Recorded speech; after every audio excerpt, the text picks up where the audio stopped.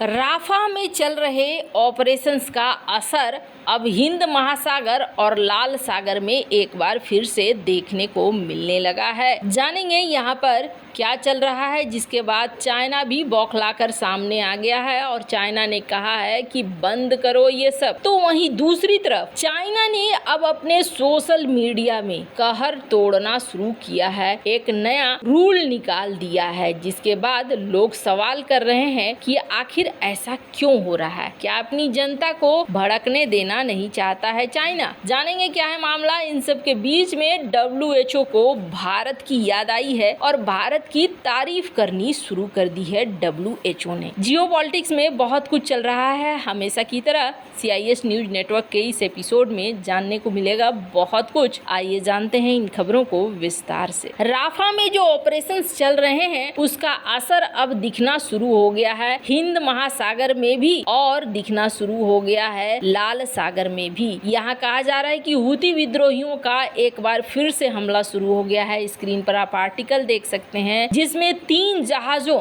और यहाँ तक के US के डिस्ट्रॉयर पर भी इन्होंने अटैक किया। हालांकि ये नुकसान नहीं पहुंचा पाए हैं, पर यहाँ कहा जा रहा है कि ये हमले अब एक बार फिर से बढ़ रहे हैं। इन हमलों की वजह से दुनिया भर का व्यापार बुरी तरीके से प्रभावित हो रहा है। एक तो रूस यूक्रेन की जंग ने महंगाई को बढ़ा दिया, उसके बाद इजराइल हमास के जंग ने एक अलग सीन खड़ा कर दिया और तीसरा हूती विद्रोहियों का लाल सागर पर हमला। ये तो मुझे लगता है अब करीब 7-8 महीने हो गए होंगे जो बहुत सारी कंपनियां हैं जो अब रूट बदल चुकी हैं, दूसरे रूट से आ रही हैं, अफ्रीका वाले रूट से आ रही हैं। और अफ्रीका वाले रूट से आने का मतलब है ज़्यादा से ज़्यादा पैसे लग रहे हैं और इन पैसों का असर ये हो रहा है कि महंगाई बढ़ रही है, चीज़ों का दाम बढ़ रहा है। अब न तो इजराइल यहाँ पर हमले रोक रहा है, न ही हूती विद्रोही हमले रोक रहे हैं। दोनों ही अपनी अपनी जगह डटे हुए हैं। पहली बार ये देखने को मिला है कि चाइना ने यहाँ पर एक बयान जारी किया है।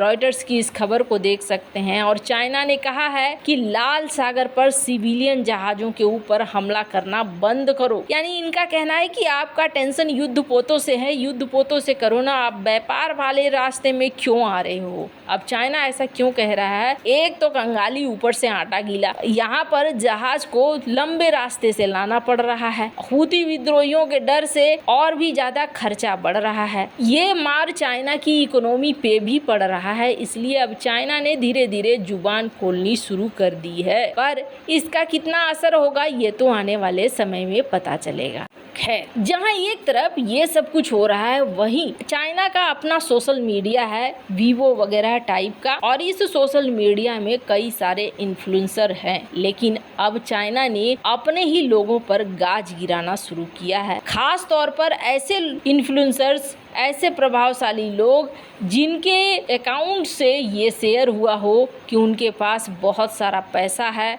उनकी लाइफ स्टाइल एक लग्जरी लाइफ स्टाइल है, वो काफ़ी धनवान हैं, ऐसे अकाउंट्स को हटा दिया गया है। स्क्रीन पर आप देख सकते हैं चाइना का किम जिसे कहा जाता है और उसके पास अच्छा खासा पैसा होने का दावा किया जाता है, लग्जरी लाइफ को शोकेस करता है वो शख्स, उसके अकाउंट को भी हटा दिया गया है। चाइना का क्या कहना है? चाइना का ये कहना है कि हम लग्जरी लाइफ वाली चीजें अपनी पूरी जनता को नहीं दिखा सकते। बहुत सारे जनता में ऐसे लोग भी हैं जो गरीब हैं, जिनके लिए समस्या है। हम समानता के सिद्धांत पर चलते हैं और ऐसे में हम ऐसे लोगों को प्रमोट नहीं कर सकते हैं जो दिखावा कर रहे हों। ये देखकर काफी सारे लोग डर भी गए हैं, तो काफी सारे लोग चिंता में पड़ गए हैं कि आखिर क्या चाइना में कितनी ज्यादा असमानता है जिसको लेकर चाइना ने इतना बड़ा कदम उठा लिया। अगर बात करें चाइना के कदमों की, चाइना बहुत लंबा सोचता है। ये फिर भी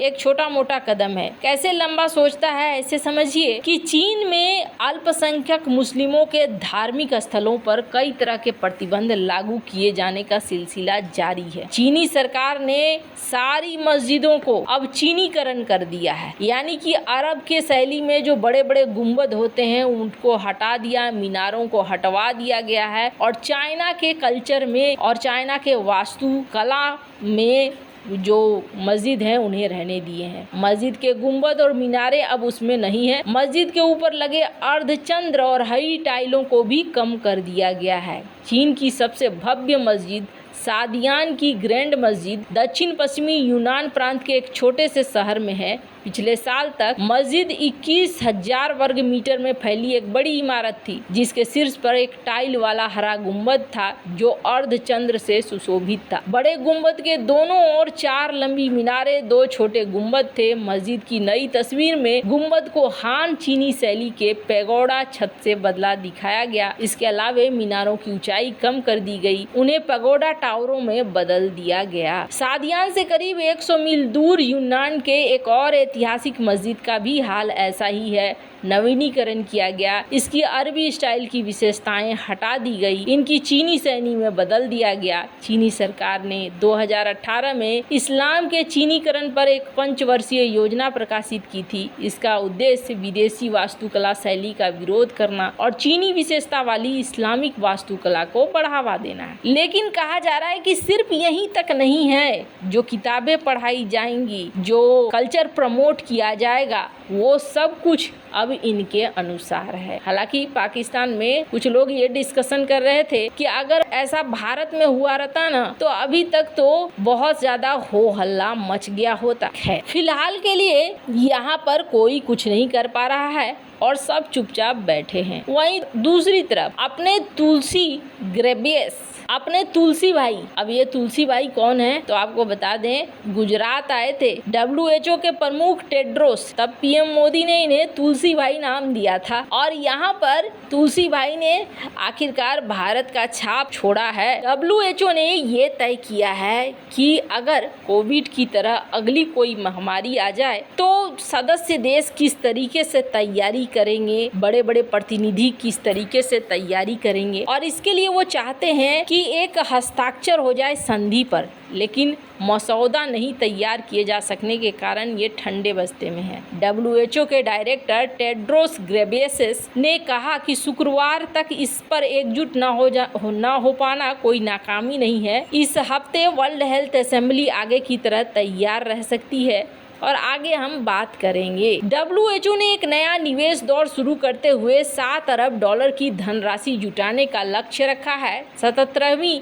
विश्व स्वास्थ्य सभा से पहले डायरेक्टर टेड्रोस कह रहे हैं कि हम यहाँ पर $7 बिलियन इकट्ठा कर लेंगे। हालांकि भारत आने पर इन्होंने भारत में जो देखा है उसको लेकर भी कहा कि भारत में स्थापित वैश्विक पारंपरिक चिकित्सा केंद्र के बारे में उन्होंने कहा कि जिस तरीके से भारत में इलाज होता है और भारत की जो ये केंद्र है ये काफ़ी अच्छा है। खैर, भारत के पारंपरिक चिकित्सा प्रणाली का इन्होंने जिक्र किया और ये अच्छी बात है। लगता है कि टेड्रोस पर प्रभाव पड़ा है। वैसे आपको क्या लगता है इन सब मामले में, आपकी क्या राय है, कमेंट कर जरूर बताएं। जल्द मिलते हैं अगले वीडियो में नई खबर के साथ।